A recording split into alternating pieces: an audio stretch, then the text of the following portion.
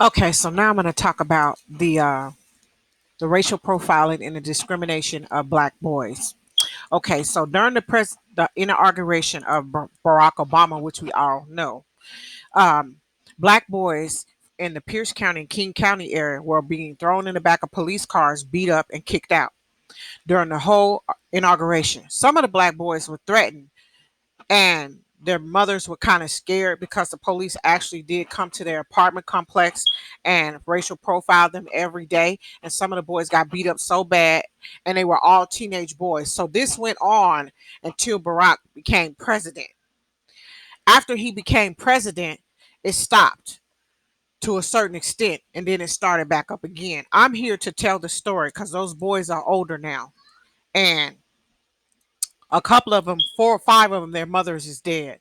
One of the mothers is somebody who tried to, um, make a voice about it, and she dead now, mysteriously. So I won't go into that because if I go into that, I'm going to start something in this country. So I'm not going to go into that. So, but just to let you know, all of these things happen during the inauguration time in the King County and Pierce County area.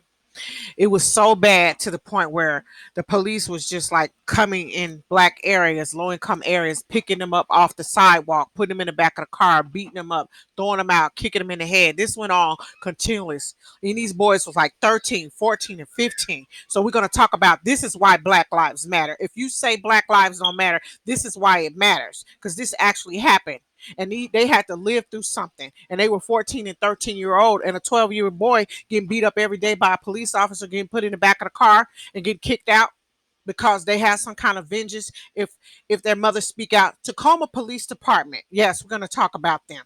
Tacoma Police Department and they low down dirty, low down.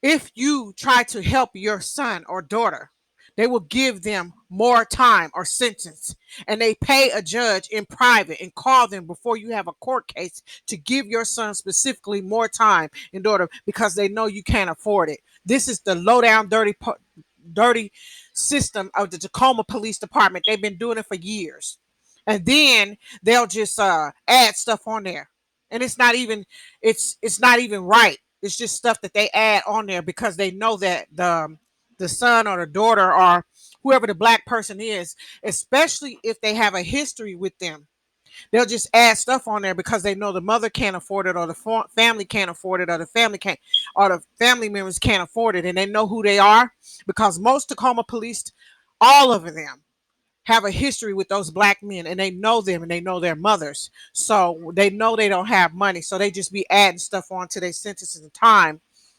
which it ain't they didn't do. The black person didn't do, but they violate the civil rights to the extent, and the chief of police is one of the biggest persons that has something to do with it. He been doing that for a long time, you guys. I've been talking about this for a long time. I filed a complaint in 2008 about him because how they kept beating them boys up, putting them in the back of the police car, kicking them out, punching them in the head, kicking them. I'm talking about the Tacoma Police Department. I still have my paperwork. So this is not something I made up. And I'm going to tell you what a white lady told me. And I'm going to go into the second video and I'm going to tell you something. She gave me information on the Tacoma Police Department because she's white. And that's what I'm on this video about. And I want everybody to know. She want me to read it. Some of the stuff I cannot read, you guys. The reason why I cannot read because some of it is Illuminati stuff is too much for me. So she has to find somebody else for that. But she gave this to me for a long time ago. She said the police department, 4 Tacoma police officers beat her up. They took her to a secret society location. And this was like 2016. And she said that when she got out of the car, they drove her back from Tacoma to Lakewood and dropped her off in Chocolate City. And that's not where she lived at. And she started telling everybody in Chocolate City about the 4 Tacoma police officers and where their secret society locations were. So a couple of people know. And she said it was so scary what they had did to her. So I'm gonna go in and I'm gonna give you some information that was given to me before I go into that.